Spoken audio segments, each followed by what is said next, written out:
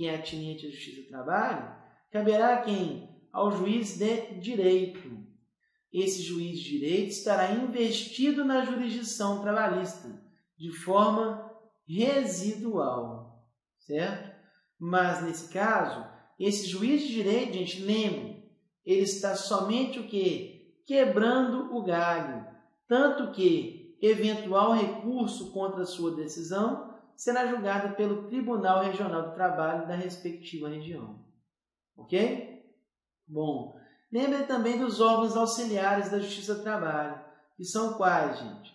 A Secretaria das Varas, os chefes de secretaria e os distribuidores, cada qual com a sua competência. Sobre esse tema, eu quero deixar bem claro e lembrar a vocês do que vocês, servidores, futuros servidores do TRT, vocês terão prazos a cumprir? Sim. Todos os atos que vocês vão praticar vão ter prazos. E se por acaso vocês descumprirem esses prazos, vocês sofrerão descontos nos seus respectivos vencimentos. Qual vai ser o valor desse desconto, gente? Equivalente a tantos dias quantos do atraso. Então, o serventuário que sem justo motivo deixar de praticar os atos no prazo estabelecido na lei, ele sofrerá desconto equivalente ao número de dias, equivalente aos dias de atraso. Ok? Outro aspecto também é bem cobrado. O distribuidor, ele é designado por quem, gente? Pelo presidente do TRT. E se ele é designado pelo presidente do TRT, significa então que ele está subordinado a quem, gente? Ao próprio presidente do TRT. Certo? E certamente também só haverá distribuidor se houver o quê? Naquela localidade, mais de uma vara do trabalho. Ok? Então, só haverá distribuidor se houver naquela localidade mais de uma vara do trabalho. Ok? Aspecto também de suma importância no processo de trabalho é esse aqui, gente. Vamos lá na lousa? É o que trata de quê? Dos prazos. Dos prazos processuais. Com relação aos prazos processuais, vocês têm que aprender o seguinte, vocês têm que lembrar o seguinte. O início do prazo, ele coincide com a data do quê? Da intimação da parte. Então, o prazo tem início com a intimação da parte. Mas, atenção para isso aqui que volta e meia é cobrado. O início do prazo é com a intimação, mas o início da contagem do prazo é como, gente? Eu excluo o dia do início e computo o dia do final. Então, eu excluo o dia do início e computo o dia do final. Certo? Então, recapitulando, que dia tem início o prazo? Com a intimação da parte, que poderá ser uma intimação postal, uma intimação publicada no Diário Oficial, poderá ser intimação na própria audiência. Esse é o dia do início do prazo. Mas a contagem do prazo, eu vou excluir o dia do início e computar o dia do final. Certo? Bom, com relação aos prazos que se vencerem em sábado, domingo e feriado, o que vai acontecer com eles, gente? Se o vencimento for em sábado, domingo ou feriado, eu vou esperar o quê? Ele vai ser prorrogado para o primeiro dia útil subsequente. Primeiro dia útil subsequente. Então, se o prazo vence sábado, domingo ou feriado, prorrogo para o primeiro dia útil subsequente. Bom, isso se for o vencimento do prazo. Mas, e se no curso do prazo tiver sábado, domingo ou feriado? Aí, nesse caso, gente, lembrem que os prazos são o quê? Contínuos e irreleváveis. Ou seja, uma vez que a gente iniciar a contagem, eu não paro de contar por ocasião de sábado, domingo ou feriado. Eu continuo a contagem. Ok? Sobre isso ainda, se a intimação da parte tiver lugar na sexta-feira, o início do prazo vai ser nessa própria sexta-feira, mas o início da contagem será no primeiro dia útil seguinte, porque eu não inicio a contagem de prazo nem sábado, nem domingo, nem em feriado. Ok?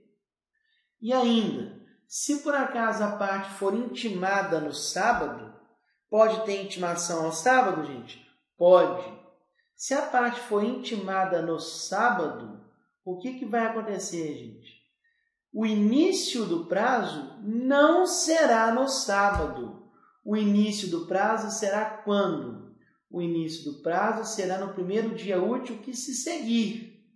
E o início da contagem no dia útil subsequente ao início da contagem. Então, trocando em miúdos, imaginemos que sábado foi intimada a parte. Imaginemos mais que segunda e terça não são dias de feriado. Então, se eu fui intimado no sábado, é como se fosse a intimação na segunda-feira, sendo que o início da contagem do prazo será na terça-feira. Ok? E mais, sobre os atos processuais. Lembrem que os atos processuais podem ser praticados de que hora até que hora, gente? Eles podem ser praticados das 6 às 20 horas, nos dias úteis. Então, eu posso praticar atos das 6 às 20 horas nos dias úteis. E a CLT, lá no seu artigo 770, parágrafo único, ela autoriza o quê, gente? Ela autoriza a realização de penhora em domingos e feriados. Só que essa penhora, para ser realizada em domingo e feriado, ela depende do quê, gente? Ela depende de autorização judicial. Beleza? Então, penhora em domingo e feriado depende de autorização judicial. Bom, seguindo. Os atos processuais, em regra, eles serão públicos. Em regra, os atos processuais serão públicos, salvo quando o contrário exigir o quê? O interesse social. Salvo quando o contrário exigir o interesse social. Aí, nesse caso, esses atos tramitarão em segredo de justiça. Ok? Bom, é dado às partes o direito de requerer certidões dos processos, gente? Sim. Qualquer parte pode ir lá pedir certidão sobre o andamento do processo. Essa certidão será lavrada pelo próprio diretor da secretaria. Só que, se for um processo que estiver correndo em segredo de justiça, essa certidão ela poderá sim ser fornecida, mas nesse caso, dependerá de despacho do juiz. Então, vamos recapitular. Em regra, é dado às partes o direito de pedir certidões dos feitos que tramitam perante a Justiça do Trabalho. Mas se o processo estivesse correndo em segredo de justiça, essa certidão poderá ser dada, mas ela só poderá ser dada depois de despacho do juiz. Ok? Lembrem disso. Ainda sobre esse tema, antes da gente mudar, existe também o famoso recesso forense. O recesso forense é aquele período compreendido entre 20 de dezembro de um ano e 6 de janeiro do outro ano. Nesse período, gente, informa a súmula 262, inciso 2º do TST, que nesse tempo os prazos processuais ficarão suspensos. Haverá a suspensão do prazo processual, certo? Ou seja, no período de férias forenses, de recesso forense, o prazo ficará suspenso e voltará a correr pelo que lhe resta quando terminar o quê? O referido recesso forense. Igual interpretação é quando a gente estiver diante de quê? Das férias coletivas dos ministros do TST, certo? Neste caso, também os prazos processuais ficarão o quê? Suspensos. Bom, o processo do trabalho, ele também tem alguns princípios próprios. Tem alguns princípios que eu recomendo que vocês